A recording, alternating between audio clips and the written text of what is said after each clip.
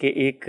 بنیادی وجہ ہے جس کی وجہ سے یہاں وہ پہلو نہیں ہے کہ ہم بھی کسی فرقہ پرست ایک مقلد کی طرح گن گا رہے ہیں اپنے بعض اساتذہ کے، اور غامدی صاحب سے ایشو بیس اتفاق ہے، ایشو بیس اختلاف بھی ان کے شاگردوں کے حلقے میں ہوتا رہتا ہے۔ آگے بڑھاتے ہیں سلسلہ گفتگو کو، یہ بتائیے گا کہ فکر سے آپ متاثر ہوئے، اس کے بعد شخصیت سے ایک مناسبت پیدا ہو گئی، ادارے میں کام کرنے کا آغاز کب کیا اور کیا کام تھا جو آپ نے کرنا شروع کیا اور اب تک کیا کرتے چلے آ رہے ہیں؟ ادارے سے میری جو وابستگی پیدا ہوئی وہ اس کا سبب ایک طرح سے یہ ہوا، اس وقت آپ کو معلوم ہے کہ یہ 1990 91 92 میں ادارہ نئی تعمیر کی طرف جا رہا تھا، یعنی تشکیل نو کہہ لیں کہ المورد کی تشکیل نو ہو رہی تھی، اگرچہ اس کا پورا بیک گراؤنڈ موجود ہے، اس سے پہلے بھی مختلف شکلیں رہیں، لیکن اس تشکیل نو کے موقع پر ضرورت تھی کہ ادارے کے اندر کچھ افراد کام کرنے کے لیے موجود ہوں۔ میرا اس وقت جو منصوبہ تھا، میں اپنا ماسٹرز مکمل کر کے تیاری کر رہا تھا کمپٹیشن کے امتحان کی، CSS جو عام طور پر آپ جانتے ہیں، اور ساتھ ہی میری اسی موقع پر ایک معاملہ ہوا کہ میری ایجوکیشن میں نے امتحان دیا اور اس میں میری لیکچرشپ کے لیے بھی میری سلیکشن ہو گئی۔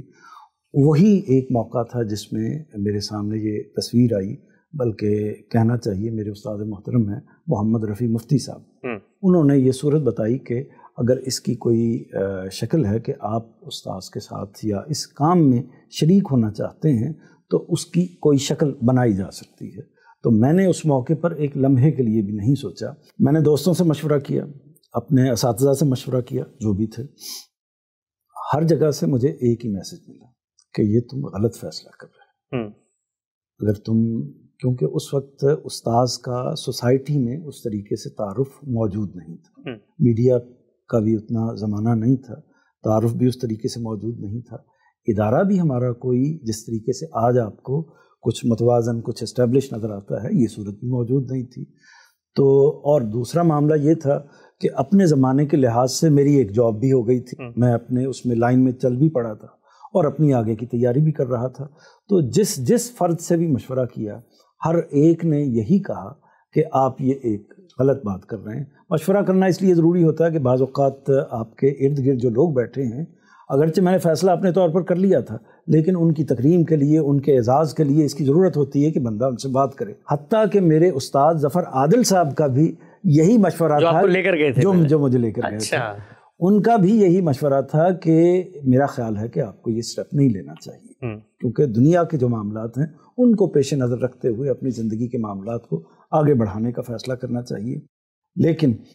میں نے بہرحال وہ فیصلہ، جیسے ہی اس طرح کا چانس آیا تو میں نے کہا کہ یہ تو مقدر کی بات ہے، اس طرح کا موقع اگر مجھے مل گیا ہے، مجھے اس ہستی کے ساتھ جس کے ساتھ ہفتے میں ایک بار ملاقات ہوتی ہے، ہر روز ایک طرح سے ملنے کا، اس کے ساتھ کام کرنے کا، اس کے ساتھ زندگی بسر کرنے کا موقع ملے گا، تو یہ چیز تھی۔ اور اس کے ساتھ ساتھ اس علمی ماحول کے اندر، اگرچہ میں یہ عرض کر دوں کہ میرا جو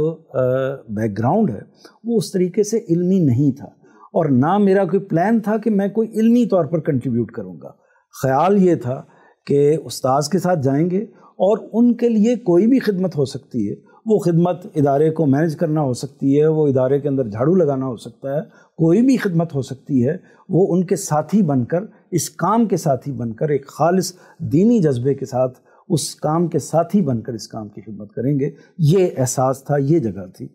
تو گیا تو میں نے ان کے سامنے یہ عرض کیا کہ جی میرے ساتھ رفیع مفتی صاحب نے یہ بات کی تھی، تو میں کچھ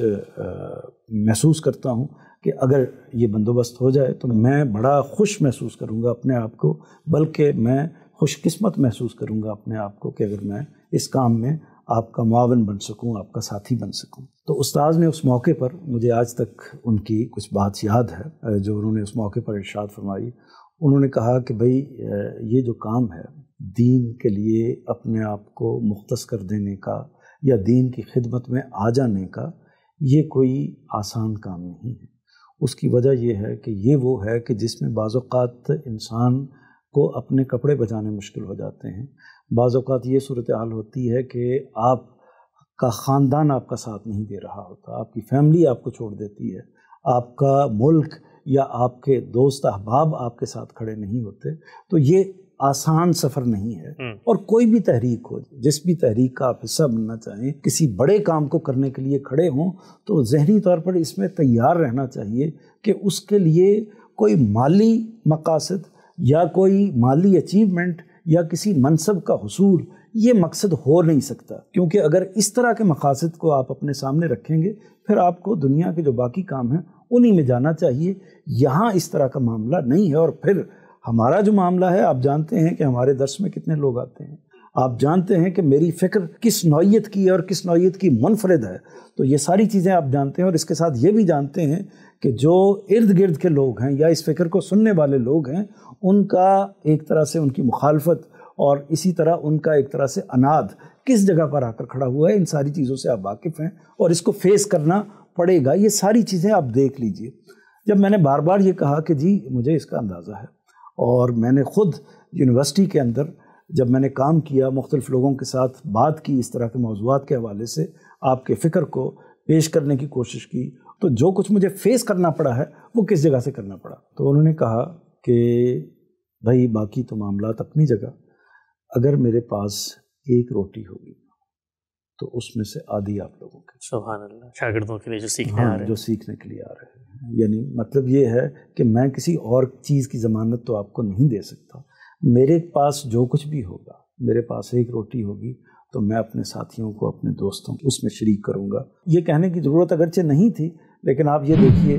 کہ یہ وہ جگہ تھی جہاں ایک طرف وہ مجھے دنیا کے ہر مصیبت سے، ہر مشکل سے آگاہ کر رہے ہیں، اور جب میں نے اس کے باوجود اپنی استقامت کو ظاہر کیا ہے تو پھر وہ کس محبت، کس التفات کے ساتھ مجھے گلے لگا رہے ہیں. تو یہ دونوں چیزیں ہیں، یعنی انسان کو اس جگہ سے بھی آگاہ کر دیا، اور اس کے بعد جو اس سفر کو کر کے ان کے ساتھ کھڑا ہونے والا انسان ہے اس کو جو محبت، جو التفات دیا ہے اس کو بھی واضح کر دیا.